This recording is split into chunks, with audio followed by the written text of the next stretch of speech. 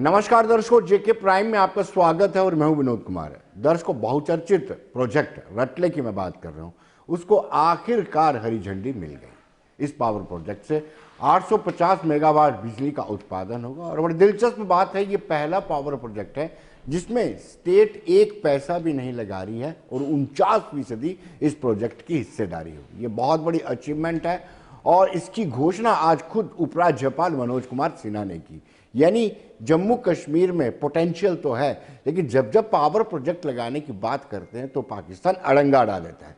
पाकिस्तान कहता है कि इंडस वाटर ट्रीटी की आप अवहेलना कर रहे हैं, इंडस वाटर ट्रीटी को आप वायलेट कर रहे हैं, और ये वर्ल्ड बैंक में मामला लेकर के चला जाता है। लेकिन मनोज सिन्हा जो उपराज्यपाल हैं, उन्होंने इसकी घोषणा के साथ यही कहा कि अब नेतृत्व जो दिल्ली में नेतृत्व है वो मजबूत है, लिहाजा पाकिस्तान की इतनी हिम्मत नहीं होगी कि वो इस प्रोजेक्ट को लेकर के कहीं जाए। और उन्होंने कहा कि इतनी हिमाकत पाकिस्तान कर भी नहीं सकता है। दूसरी बड़ी बात यह है कि इस प्रोजेक्ट से रोजगार भी मिलेगा, पावर के साथ साथ रोजगार भी मिलेगा। आहिस्ता आहिस्ता जिस तरीके से कहा जा रहा है कि 60 महीनों में यानी 5 सालों में इस पर पावर प्रोजेक्ट को कंप्लीट होना और उसके बाद 24/7 बिजली की सप्लाई जम्मू कश्मीर यूटी के लोगों को मिल सकती है। यह बहुत बड़ा फैसला आज का है। संयोग की बात है कि आज भारत सरकार की कैबिनेट ने जो प्रधानमंत्री जी के अध्यक्षता में आज संपन्न हुई, उसमें एक आप सबके ध्यान में होगा कि लंबे समय से रटले प्रोजेक्ट का नाम आप सब सुन रहे हैं। आज भारत सरकार ने उसे स्वीकृति प्रदान कर दी है और उसकी कुल लागत 5822 करोड़ रुपए है। ये 4000 डायरेक्ट और इनडायरेक्ट जॉब क्रिएट करेगा। आप पिछले बार आप सब प्रेस कॉन्फ्रेंस में थे जिसमें यह भी बताया गया था कि क्वार 540 मेगावाट पहले से डिसाइड किया हम लोगों ने टेकअप करने का, जिसकी कुल लागत 4264 करोड़ है और उसमें भी 2000 जॉब्स डायरेक्ट और इनडायरेक्ट क्रिएट होंगे। 4 और पावर प्रोजेक्ट्स पर उस दिन एनएचपीसी के साथ हम सबने एमओयू पर साइन किया था, किरसई 2 930 मेगावाट, सवालकोट 1856 मेगावाट, पूरी stage 2 240 megawatt and Dulhasti stage 2 258 megawatt. दर्शकों, उन्होंने जब कहा कि पावर प्रोजेक्ट से रोजगार मिलेगा तो सवाल यह भी बनता था कि क्या रोजगार में, क्योंकि ये लोकल है, पावर प्रोजेक्ट लोकल है, क्या रोजगार में लोकल लोगों को तरजीह दी जाएगी? तो उपराज्यपाल ने स्पष्ट कर दिया कि प्राथमिकता जो है लोकल लोगों की होगी। जब पावर मिनिस्टर यहाँ थे, आप सबने सुना कि मिनिस्ट्री ऑफ पावर और मिनिस्ट्री ऑफ स्किल डेवलपमेंट मिल करके ये ट्रेनिंग सेंटर्स यहाँ इन प्रोजेक्ट के साथ एनएचपीसी स्टार्ट करेगी, ताकि यहाँ के स्थानीय युवकों को ट्रेन करके उन्हें इन प्रोजेक्ट्स में लगाया जा सके। अब अगर मैं थोड़ा पीछे आपको ले जाऊं तो 2018 के पहले 47 से 2018 तक मोटे तौर पर आप देखिए तो 3500 मेगावाट बिजली का जनरेशन जम्मू कश्मीर में होता है और 18 से और आज की बात जहां जिस तारीख को मैं खड़ा हूं, आने वाले 5 सालों में 6300 मेगावाट 6300 मेगावाट, माने जो हमारी कैपेसिटी 47 से 2018 तक थी उससे दुगुना पावर मोटे तौर पर हम आने वाले 5 साल में बनाने जा रहे हैं। इसके लाभ आप स्वाभाविक रूप से समझ सकते हैं कि एक तो सेल्फ रिलायंट पावर में हो जाएगा, इससे पावर डेफिसिट से पावर सरप्लस स्टेट हम बनेंगे, फास्टर ग्रोथ होगी, डेवलपमेंट होगा और 12,000 डायरेक्ट और इनडायरेक्ट जॉब्स भी क्रिएट होंगे। जहां तक इस रटले प्रोजेक्ट की कुछ विशेषताओं का भी मैं जिक्र करना चाहूंगा। मैंने पहले आपको बताया कि ये 5281.94 करोड़ की लागत से 850 मेगावाट का ये हाइड्रो पावर प्रोजेक्ट होगा और इसमें 51% एनएचपीसी का और 49% जेकेएसपीडीसी की इक्विटी होगी। जो सबसे मजेदार बात है, या मैं कहूं कि शायद ये पहली बार ऐसा हो रहा है कि बिना एक पैसे लगाए जम्मू कश्मीर एक पावर प्रोजेक्ट में आधे का हिस्सेदार लगभग आधे का बनने जा रहा है। जो इक्विटी हमारी है 776.44 776.44 करोड़, ये भारत सरकार दे रही है। और जो 51% एनएचपीसी का है वो एनएचपीसी खुद वहन करेगा। दर्शकों, अब सवाल ये उठता था कि जो केएस को वन टाइम रिलैक्सेशन दी जा रही है, जो पिक्चर लंबे समय से चलती आ रही है, लेकिन यूटी बनने के बाद वो रिलैक्सेशन कम कर दी गई थी और उपराज्यपाल ने ट्वीट करके कहा था कि एक मरतबा ये रिलैक्सेशन दी जाएगी। उसको लेकर के भी सवाल पूछा गया तो उनका कहना है कि आखिरी मरतबा है, उसके बाद आपको जैसे बाकी यूटीज में है उतनी ही एज में आपको एग्जाम देने पड़ेंगे, यानी 32 साल की आयु तक आप एग्जाम दे सकते हैं। यानी उन्होंने स्पष्ट कर दिया कि एक ही मरतबा इस तरह की रिलैक्सेशन आपको दी जा रही है। स्टूडेंट्स को पूरी तरह से तैयार रहना होगा और कम्पीट करना होगा बाकी लोगों के साथ। यूनियन पब्लिक सर्विस कमीशन की आयु सीमा 32 साल ही है।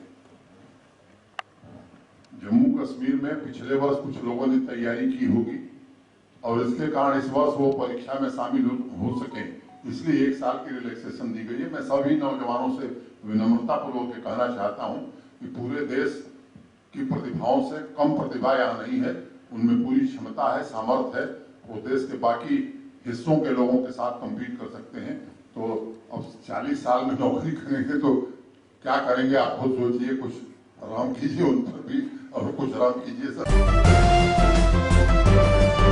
दर्शकों, उपराज्यपाल ने आज प्रीमियर लीग का भी उद्घाटन किया। हक्कू स्टेडियम में आयोजित कार्यक्रम के दौरान उन्होंने कहा कि प्रतिभा की कमी नहीं है, निखारने की जरूरत है। यूटी जम्मू कश्मीर में लोगों में प्रोत्साहन है, खिलाड़ियों को प्रोत्साहित करने की जरूरत है और खिलाड़ी प्रोत्साहित होते हैं तो अच्छा परफॉर्म भी करते हैं।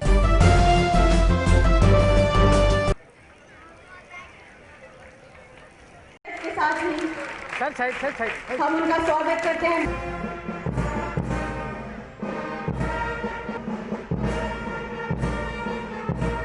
Team Khalsa warrior club Ajit Singh and kabaddi शहीद डीबीपी स्पोर्ट्स क्लब सुरक्षण Pinto coach Rajendra Singh Akhnoor club Pinto club Akhnoor. आपकी basic falls of judo Parshuram awardee Asian Games representative of pehले target area and foil is. Come on!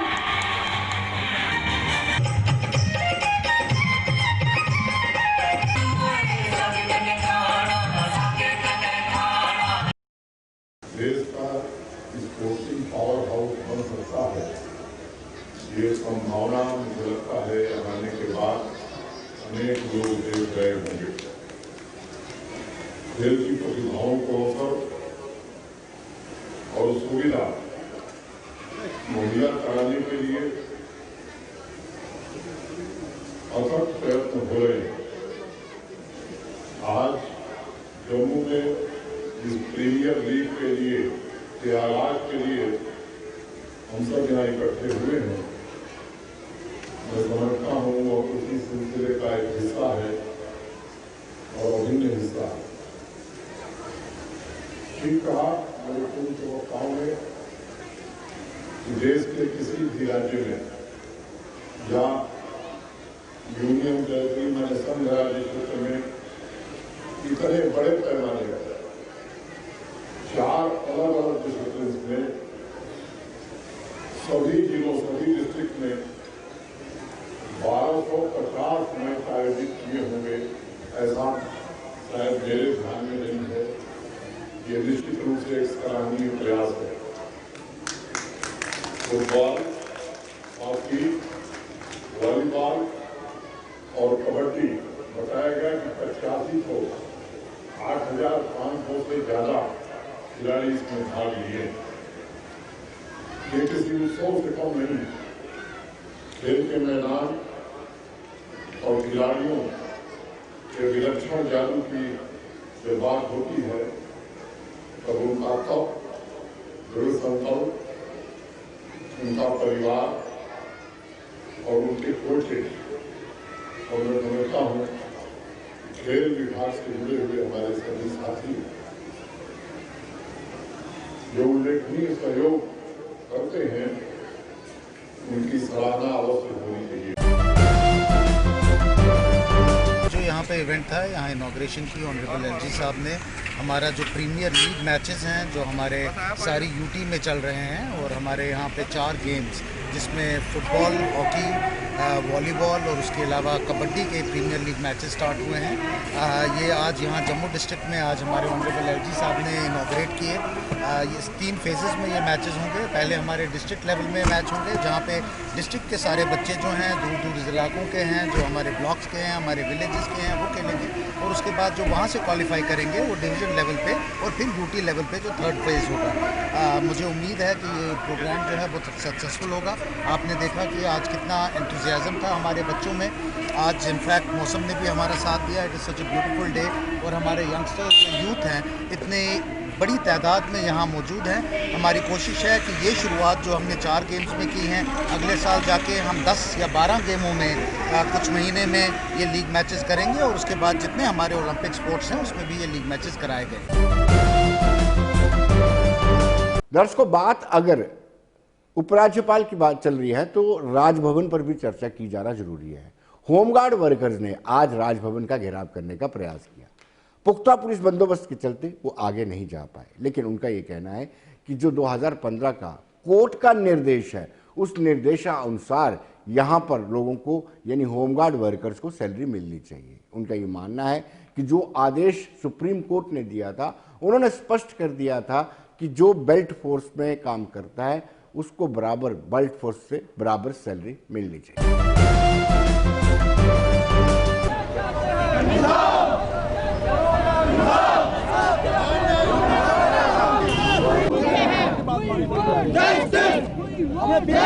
काफी महीनों से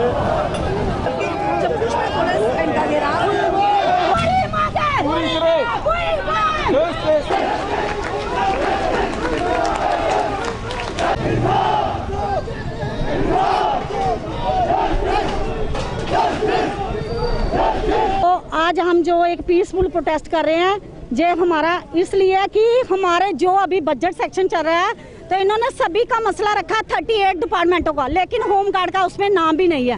तो हम अपने एलजी साहब से आज यही अपील करने आए हैं, जो जवान जुम्मा है, जो जम्मू के जे हमारे भारत के जो नौजवान हैं, जो एक युवा पीढ़ी है जो यूनिफॉर्म के अंदर एक इनकी प्रोटेक्शन करती है, यूनिफॉर्म के अंदर दिन रात ड्यूटी करती है, लेकिन इनके साथ शोषण हो रहा है। क्योंकि मैं कहना चाहती हूँ कि यूनिफॉर्म के अंदर जे लोग डे नाइट ड्यूटियां देते हैं। आज श्रीनगर में बर्फ पड़ी हुई है, बर्फ में लोग इतना काम कर रहे हैं, कहीं एसडीआरएफ की जहां भी होता है होमगार्ड के लोग काम कर रहे हैं, लेकिन उनकी आवाज कोई नहीं सुनता है, ना पहुंचाता है। हम उनसे ये अपील कर रहे हैं आज एलजी साहब से, आप हमारी 1 साल से फाइल हमारे होम सेक्रेटरी के पास है, सर आपसे हाथ जोड़ के अपील करती हैं, ये देश की बेटियां हैं, इनके साथ इंसाफ करिए, हमारी फाइल का डिसीजन लिए। अगर आपने ड्यूटी बनाया, जहाँ हमें ड्यूटी का दर्जा दिया जाए, जहाँ हमें सुप्रीम कोर्ट का ऑर्डर 3 मार्च 2015 का इक्वल वर्क इक्वल पे, समान वेतन समान कार्य, हमारी पॉलिसी क्यों नहीं बनाई गई है? आपको अगर होमगार्ड की जरूरत नहीं है, पूरे जम्मू कश्मीर से होमगार्ड को खत्म कर दो। तो जे गवर्नमेंट हमें शौक नहीं है प्रोटेस्ट करें हम यूनिफॉर्म के अंदर, लेकिन हम गवर्नमेंट से इंसाफ मांगा जाता, हमारी आवाज आगे तक नहीं पहुंचती। हम सेक्रेटरी जा जाके हर जगह पे जा जाके जब हमारे साथ कोई नहीं सुनता, तो हम यही आज मैसेज देंगे, अगर नहीं किया जाता तो 26 जनवरी को हमारा काला दिवस होगा। आजाद हिंदुस्तान के अंदर गुलाम होमगार्ड है, तो ये बायदा जम्मू कश्मीर स्टेट है जहाँ पे सारे नेता सोए हुए हैं, सभी लोग सोए हुए हैं। तो हम कहना चाहते हैं भूखे प्यासे भी हम इस एजिटेशन के लिए सुप्रीम कोर्ट तक भी जाएंगे। अगर हमारी जे&के ड्यूटी स्टेट हमें इंसाफ नहीं देती है, तो हम यही कहना चाहते हैं कि यूनिफॉर्म के साथ इंसाफ करो, इंसाफ करो। मतलब 25 साल हो गया इस डिपार्टमेंट में मुझे आए हुए सर। हाँ जी, ये बाल भी सफेद हो गए मेरे, और बिल्कुल 92 के भी भर्ती हैं मेरे साथी, जहाँ बानों के भर्ती हैं जहाँ, लेकिन अभी तक इस गवर्नमेंट ने कोई कुछ नहीं हमारा किया है, ना ही तो पता नहीं ये करना नहीं चाहते हैं। अगर नहीं करना चाहते हैं तो इस डिपार्टमेंट को खत्म कर डाले जाए लोग। मैं कहता हूँ हमें कोई जरूरत नहीं है फिर जहाँ आने की, हम नहीं जहाँ आएंगे आपके दरबार में बिल्कुल नहीं जहाँ आएंगे, क्योंकि हमें कोई लोड नहीं है जहाँ आने की, क्योंकि हम तो तभी आ रहे हैं जो एक डिपार्टमेंट में काम करता है उसे क्या देते हैं बतौरे 27,000 मतलब 2,700 रुपया 2700 रुपया दे रहे हैं आप लोग, और ड्यूटी करते हैं चाहे हम 9 दिन ही करते हैं, लेकिन उस ड्यूटी में 8 घंटे हम काम करते हैं। अब क्या करेंगे? अपने गवर्नर साहब के आगे जहाँ बैठे हैं बच्चे आकर जे बाप के आगे बैठे हैं, और बाप ने बच्चों को अभी कुछ देखना है कि क्या करना है इनके लिए। हमने होमगार्ड वर्कर्स का कहना है कि अगर सरकार ने उनकी मांगों को नहीं माना तो वो 26 जनवरी वाले दिन काला दिवस बनाएंगे, और जो जनवरी के आखिरी सप्ताह में सत्र शुरू हो रहा है लोकसभा सत्र, उसमें भी जाकर के वो प्रोटेस्ट करेंगे। यानी उतारू हो गए हैं, बागी हो गए हैं और निर्णायक लड़ाई लड़ने के मूड में हैं। और आज हमने मजबूर होकर यहाँ रैली निकलना पड़ी और गवर्नर राजभवन के बाहर हमने धरना देकर बैठना पड़ा। दुख की बात है हमारे साथ सरकार ने सौतीली माँ के जैसा सलूक किया है। ऐसे हमारी पॉलिसी बनाई है ना, और हम दिन को जैसे हमारे को बेरोजगार बना दिया, उस पॉलिसी ने बेरोजगार बना दिया। पहले इन्होंने ये 6 साल के बाद हमें डिसगेज करते थे, फिर 1 महीने के बाद रीगेज करते थे। अब इन्होंने ऐसी पॉलिसी बनाई 6 साल के बजाय 3 साल का ऑर्डर बनाता, 3 साल के बाद फिर डिसगेज कर देते हैं। हम बोलते हैं बाकी स्टेटों में कोई डिसगेज नहीं होता है, कोई किसी को नहीं निकालता है, यहाँ 3 साल के बाद निकालना शुरू कर दिया। हम अपने डीजी साहब को पूछना चाहते हैं, यहाँ जम्मू कश्मीर के डीजीपी दिलबाग सिंह साहब से पूछना चाहते हैं, यहाँ हम अपने होम सेक्रेटरी से पूछना चाहते हैं, प्रिंसिपल सेक्रेटरी होम से पूछना चाहते हैं, बताइए हमारे लिए कौन सी पॉलिसी बनाई? हमारे इस पॉलिसी से हमारे बच्चों को जहर दे दो, अपने हाथों से घर में पहुँचाकर जहर दे दो, वो हमारे लिए अच्छा है और हमारे बच्चे भी शांति से मर सकें और आपके दिल को भी तसल्ली मिल जाए। और हम इतने दुखी हो चुके हैं, हमारे भूखमरी के शिकार हमारे बच्चे हो। दर्शकों, होमगार्ड वर्कर्स का ये मानना है कि बाकी यूटीज में जिस तरीके से होमगार्ड वर्कर्स को सैलरी मिल रही है उसी पैटर्न पर इनको भी सैलरी दी जानी चाहिए। और उनका कहना है कि बार बार आग्रह करने के बावजूद भी ना तो पिछली सरकारों ने सुनवाई की और ना ही इस वक्त उपराज्यपाल एलजी जो है इस वक्त उनकी सुनवाई नहीं कर पा रहे। उनका मनोज सिन्हा से गुजारिश की है कि उनकी सुनवाई की जाए और उनको वेतन दिया जाए उसी तर्ज पर जैसे बाकी यूटी में दिया जा रहा है।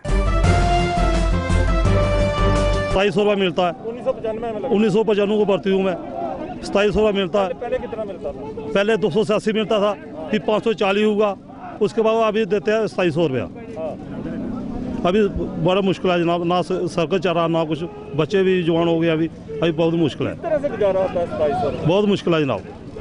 आज जो करेंगे काम कल करेंगे, आज करेंगे कल, ऐसे हम सभी ओवरेज हो गए हैं।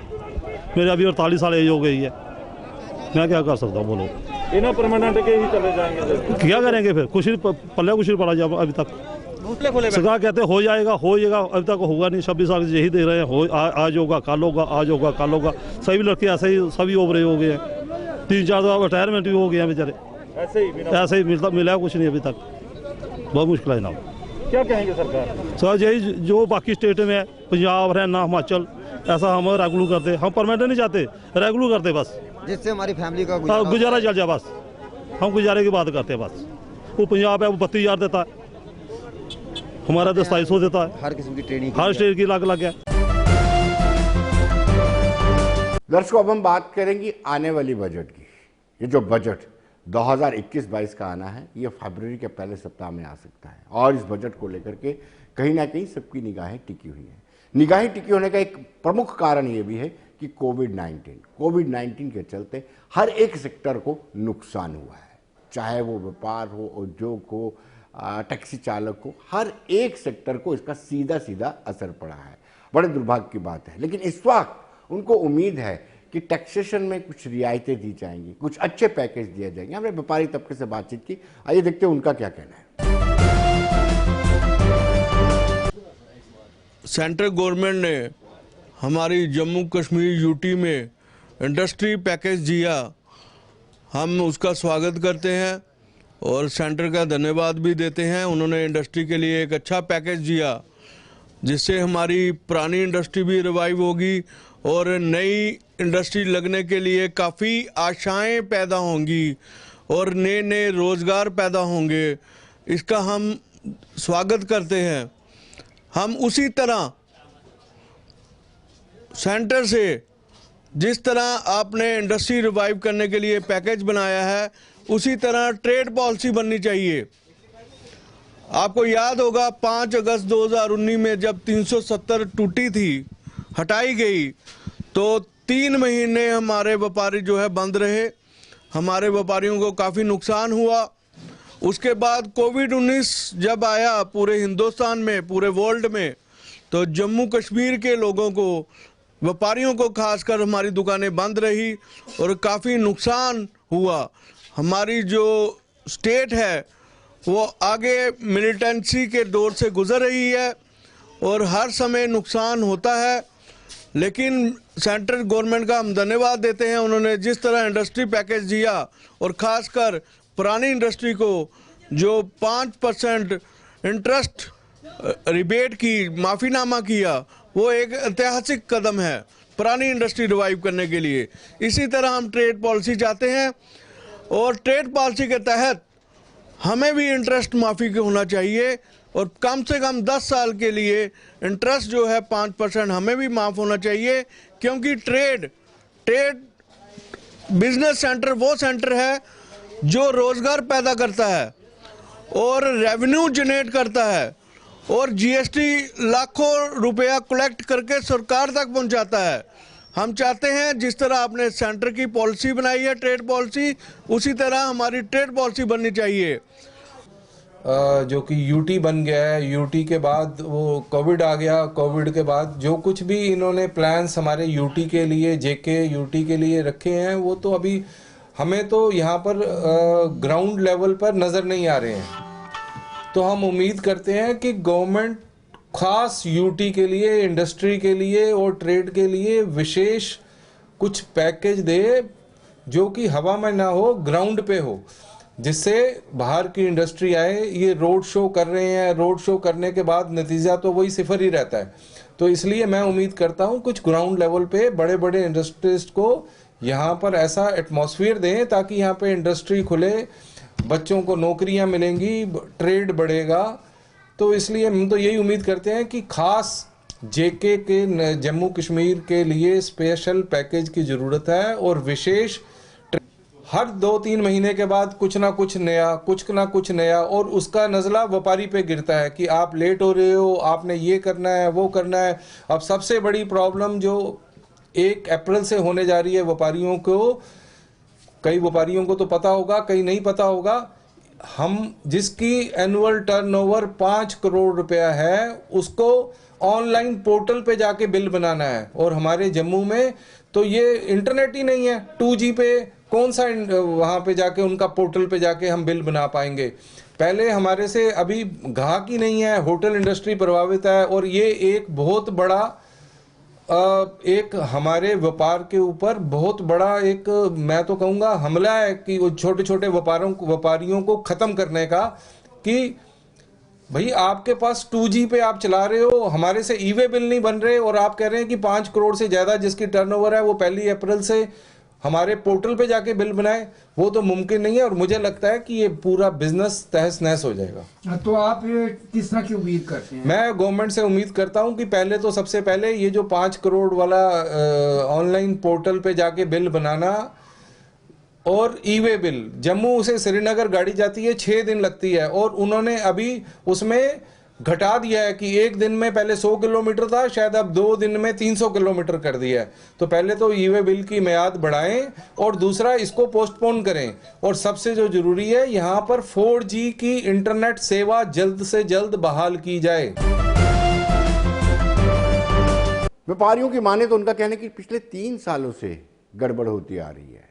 उनका माने तो 2019 के स्टार्टिंग में पुलवामा होता है, पुलवामा के बाद 2019 5 अगस्त को 370 में संशोधन किया जाता है, 35 से हटाया जाता है, और उसके बाद पैंडेमिक कोविड-19 शुरू हो जाता है। इस सब समय के बीच में व्यापार को सीधा सीधा, उद्योग को सीधा सीधा नुकसान हुआ है। लिहाजा अब थोड़ी राहत मिली है, तो इस राहत में सरकार की तरफ से भी राहत दी जानी चाहिए। उनका कहना है कि सरकार को चाहिए कि कोई ऐसा पैकेज लाए अपनी बजट में, ताकि जो डिरेल हो चुका बिजनेस है वो दोबारा ट्रैक पर आ सके। देखिए, बजट जो है बहुत ही मुख्य धारा में रहता है हर सिटीज़न के लिए। जम्मू कश्मीर के लोगों को भी बहुत बेसब्री से इंतज़ार है बजट का। देखिए, बजट से क्या होगा, जम्मू कश्मीर के लोगों को एक उम्मीद है। जैसे कि हमने पिछले साल देखा 2019 में, ख़ास करके मैं टूरिज़्म ट्रेड की बात करूं, क्योंकि जम्मू कश्मीर जो है वो पूरा ही टूरिज़्म ट्रेड से जुड़ा हुआ है। तो टूरिज़्म ट्रेड में देखिए क्या हुआ, पिछले साल पहले पुलवामा का कांड, उसके बाद धारा 370 का हटना और उसके बाद कोरोना की त्रासदी, ये तीनों ही फैक्टर पिछले 2 साल में टूरिज़्म की कमर तोड़ के रख दी। मैं यही कहूँगा गवर्नमेंट ऑफ इंडिया से कि बजट ऐसा हो जिसमें कि जम्मू कश्मीर के लोगों को एक प्राथमिकता दी जाए, और ख़ास करके जो टूरिस्ट वर्ग है, जो लोग जो है टूरिज़्म से जुड़े हुए हैं, व्यापारी लोग हैं, उनके लिए खास करके एक पैकेज बनाया जाए, स्पेशली डिज़ाइन पैकेज हो, जिससे कि लोगों को पिछले 2 साल में जो नुकसान हुआ है, देखिए पिछले साल से 1.5 साल हो गया है हमारे यहाँ पे 2G नेटवर्क चल रहा है, और जब भी हम GST के रिटर्न्स भरने लगते हैं या फिर कभी इनकम टैक्स रिटर्न भरते हैं, तो हमेशा देखने को मिलता है कि जम्मू की रिटर्न्स नहीं जा रही हैं, जिससे कि जम्मू के लोगों को पेनल्टी मिलती है।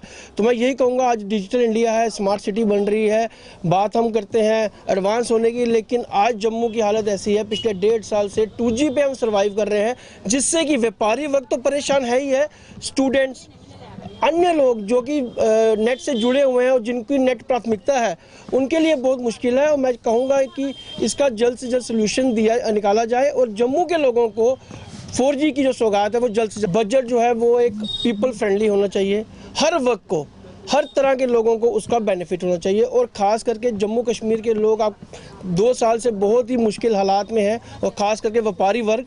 तो मैं ये कहूँगा कि टूरिज़्म ट्रेड के लिए, खासकर होटल वालों के लिए, ढाबे वालों के लिए, ट्रांसपोर्ट वालों के लिए एक स्पेशली डिज़ाइन पैकेज हो, जिससे कि खास करके इस वर्ग को सहायता दी जाए और आने वाले टाइम में इनका सर्वाइवल जो है वो अच्छा हो सके। तो दर्शकों, बने रहिए देश दुनिया की खबरों के लिए और मुझे दीजिए इजाजत। नमस्कार।